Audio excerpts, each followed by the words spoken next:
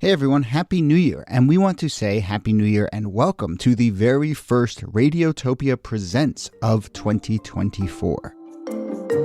It's a series that we are truly excited about. It's called Shocking, Heartbreaking, Transformative. Now, this is from documentarian Jess Shane, who put out an open call on Craigslist and then worked with 4 strangers to explore the standard rules that documentarians and journalists use to tell their subject stories. So the series gets into all sorts of questions about what happens when people's real lives are collected, edited, and consumed. The show pulls back the curtain on what goes on behind the scenes of your favorite nonfiction shows. And then it turns in on itself and some really interesting twists and turns along the way in the making of the show. I've gotten to know Jess a little bit over the making of this show. Every time I chat with her, there's a new wrinkle to this story. It is really incredible. So go check out the new Radiotopia Presents series, Shocking, Heartbreaking, Transformative. It is out now on your favorite podcast platform.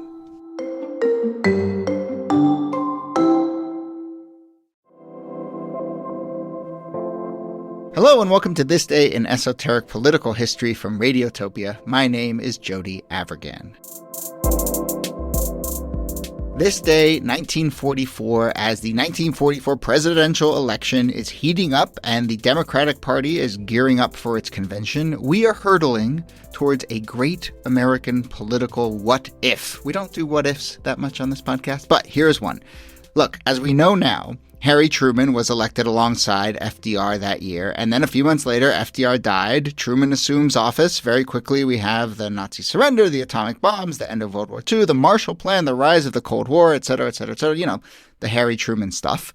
But what if? What if it was Henry Wallace who was handed all of that history starting in 1944? Because Henry Wallace was this close to being FDR's vice president. And it was just a few little things here and there at the convention, largely in the summer of 1944, that tipped things away from Wallace and towards Truman. So what if we spent 15 minutes imagining a Henry Wallace America? Let's do that right now with, as always, Nicole Hammer of Columbia and Kellie Carter-Jackson of Wellesley. Hello there. Should I say hello, comrade? I mean, what does a Henry Wallace counterfactual history look like? Exactly, yeah. What if I also switched up the order in which I introduced the two of you, which I just randomly did for no, But anyway, hello there. Hi. Hey there. We should talk about who Wallace is, and then we'll get into the counterfactual. And Kellie, you were saying right before we started recording, you were like, do I like this guy? Do I not like this guy? What was your journey? What's your journey? I mean, at first I was like, okay, I'm with you. And then I'm kind of like, I don't know. maybe this was a good thing. I don't know. It's complicated. I mean, people are complicated, and nothing I think is more complicated than sort of like 1940s and 50s America. It's kind of wild. So I'm excited to dive in and talk. Well, what strikes you as Henry Wallace, and what do people need to know about him as a person and as a politician? Well, as a person and as a politician, he's incredibly progressive. So one of the things that people touted about him is that he was for, really addressing things like racism and sexism and economic inequality, and saw that these things should have been at the forefront of the American agenda. And so one of the reasons he's really marginalized or pushed out is because people believe that he was actually too liberal or too radical in his opinions. But I don't know. Those are the things I appreciated. Yeah. And he was FDR's guy, right? I mean, FDR seemed to really advocate for him. Mm-hmm. Yeah. So his father had actually been in government as a Republican, serving in, I believe, the Harding administration. But Wallace himself becomes a Democrat, and he is brought on board as the Secretary of Agriculture for FDR. And that might sound like kind of a sideline position, but the U.S. was a much more agricultural nation in the 1930s. It was in the middle, not just of the Great Depression, but a farm depression that had been going on for more than a decade. And so he was in a pretty powerful position to handle things like the Agricultural Adjustment Act and to try to bring more fairness into farming in the United States. And then he becomes FDR's vice president in the 1940 election. He's very popular among Democrats. He's divisive in a way because the Democratic Party is both kind of progressive and then also super revanchist because of all of those white Southern Democrats who oppose Wallace because he, as Kellie was saying, is for racial equality at a time when racial equality did not go down well with many Americans. And he was also for the common man. And this common man in quotation marks, right? This was his idea that the common man should be at the center of American politics. And he's not alone in that belief. That's certainly something that, like, Huey Long was saying in Louisiana and Father Coughlin was saying in northern Indiana. It could cut in a lot of really bad ways in the 1930s to be for the common man. And with Wallace, at least in this period, it's kind of inspiring, right? He wants the common man, but he also means like the common woman and not just the common white man. So there's a lot of appeal to Wallace, and you can begin to understand why you start to get all of those what ifs, because that is not what Harry Truman is like. Yeah. And he's also pro-labor. I mean, he's a big pro-union. So I think that people would have really been inspired by the ideas that he wanted to push, because he centered a lot of people that had been marginalized. Yeah.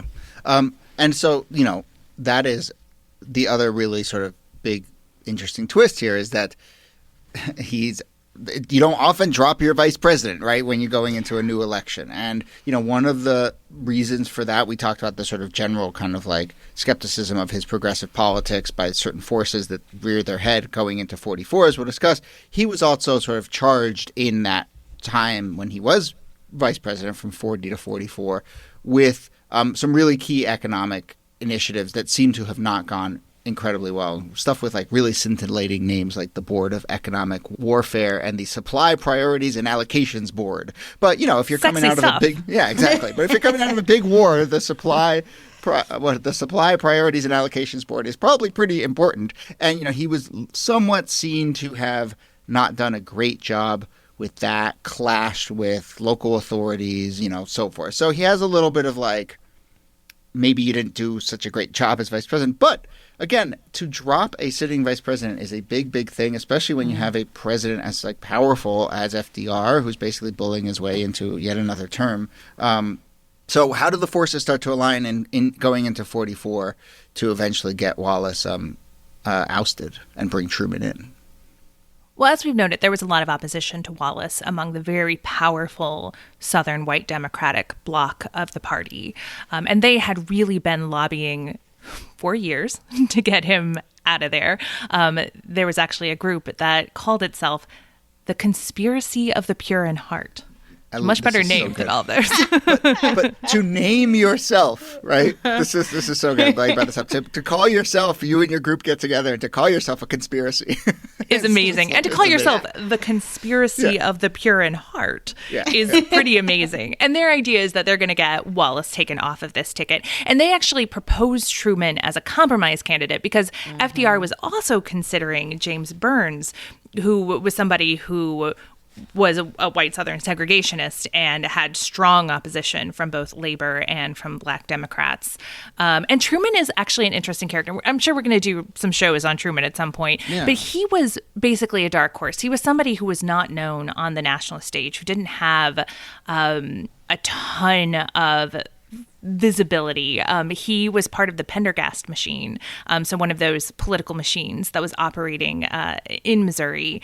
And he's just kind of plucked out as this compromise candidate. He's not somebody with whom FDR has a close relationship, but he's being pushed forward at a time when Wallace is falling out of favor for the reasons you mentioned, but also because, Wallace is not opposed to what is happening in the Soviet Union at the time. And he's increasingly being seen as somebody who's a Stalinist, somebody who might be a communist. And even though we're not quite in the Cold War Red Scare moment, there's plenty of that sentiment burbling about. You know what I think is so messed up about this, though, is that Roosevelt is like the quintessential politician, because he's basically telling all of the people who won this job, oh yeah, I'm rooting for you. Oh you got it, man. You've got my support. He told Burns he had his support. He told Wallace he had his support. Sometimes he told Douglas, oh yeah, you've got my support too. So everyone thinks that they're a real contender for the vice presidency. And then here comes Truman, which no one expected, who actually gets the job. Yeah. There's also somewhere in there an element, also a reminder that I think a number of times when we've talked about Roosevelt on the show, it's been a helpful reminder that powerful and as all-consuming as we think of him in retrospect, like he was fighting on a lot of different political fronts, and there were people who hated Roosevelt, and there were people within his party. So this was really a moment where he was worried about his party fracturing in a real way. And we maybe, I think, sometimes forget that when we think of capital F, capital D, capital R, FDR. Well, and the party does fracture 4 years later. In 1948, you have the States' Rights Party that sort of breaks off for a little bit. So he was right about those tensions. I think it's also worth remembering in 1944, first of all, he's running for a fourth term. People are calling him a dictator. Not exactly, he's doing some unprecedented things here. But also, he is visibly very sick. If you see FDR in 1944, you know that this man is not well. And it's not just his disability. It is when people see him. There's a comment from Polly Murray, who was a civil rights activist who was close to Eleanor Roosevelt. She sees FDR from a distance in 1944, and she's just like, wow, his skin is yellow. He looks tired. He's doing all of this travel because of the war. So people in the party know that this is going to be a consequential pick.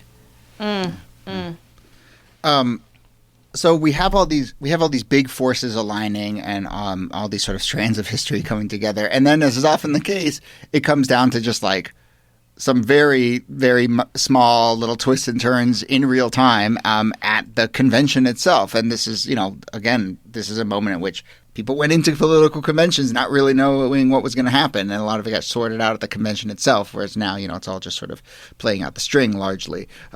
So there was all this speculation about who it would be. I think in advance of the convention, Roosevelt sends Wallace on a trip to China and the Soviet Union, possibly to just have him not be in the country as this stuff is getting hashed out. But anyway, I think he's back in the country at this point. Burns, Wallace, all these other, obviously Roosevelt, Truman, they're all at the convention itself. Labor is there trying to rally on behalf of Wallace. There's a moment where they hijack the speakers and start to play Wallace's campaign song, but then they quickly adjourn the thing before a vote could take place, because it's like, if the vote had taken place right then Wallace probably would have won. And again, a reminder here that the vote for president and vice president are not together in this point. They're sort of separate, and so these are separate processes that can go in a bunch of different directions. It's not quite a unplug the speakers moment, but they basically just call that day off before things could get out of hand. And then overnight, really, you get this sense that the forces behind Truman really coalesce and begin to mobilize and be like, look, if we don't get it together, Wallace is going to end up being vice president again. Yeah. And it's wild because the vote was really close. When they did the first ballot, Wallace led 429 votes to Truman's 319 votes. So even though he doesn't have a complete majority in order to win, it's really on a razor's edge close. But then afterwards, it's everybody just sort of rallied behind Truman, because it's hey, listen, we have got to get this done. And when you get the final votes, Truman wins the second ballot 1,031 to 105. So you had major defections at this point of people basically going over to the Truman side and supporting him.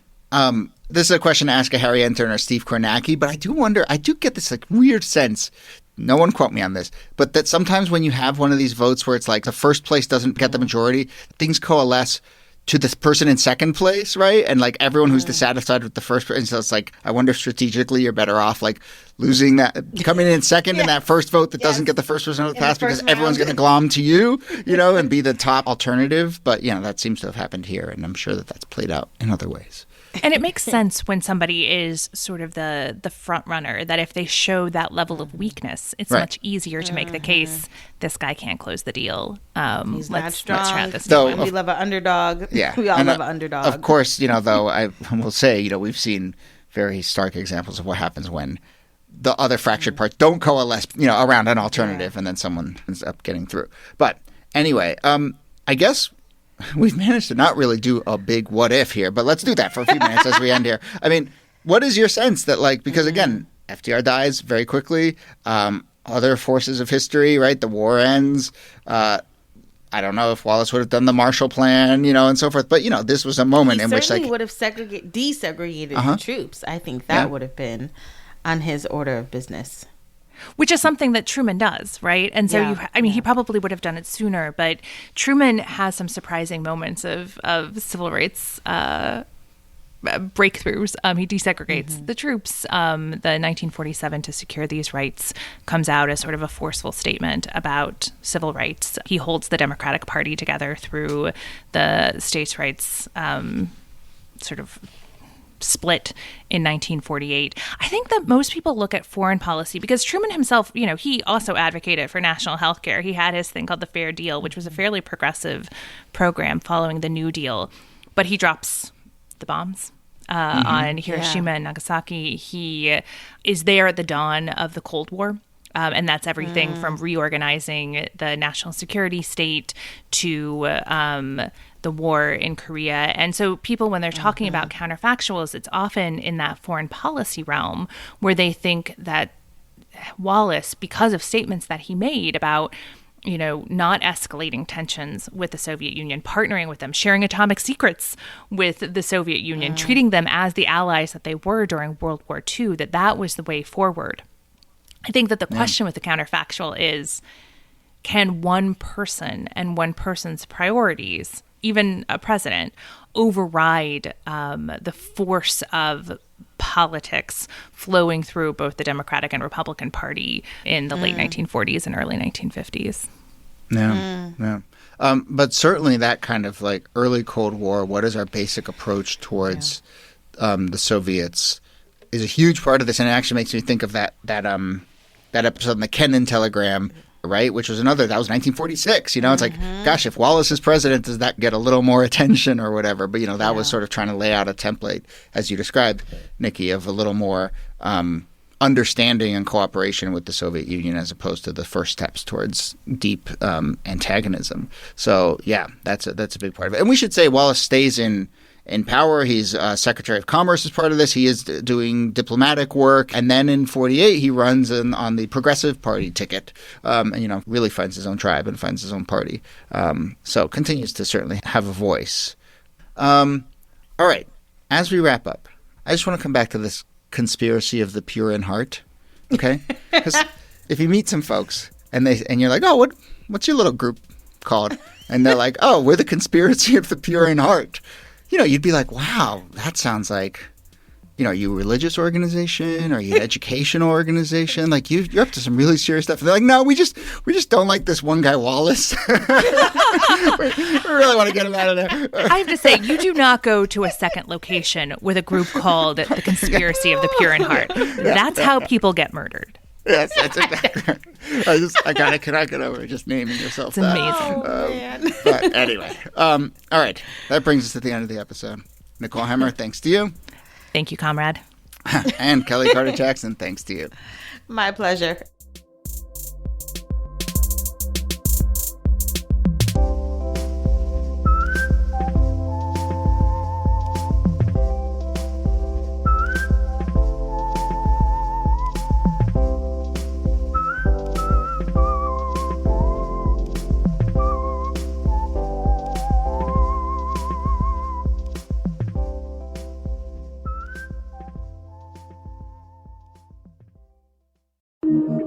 Radiotopia.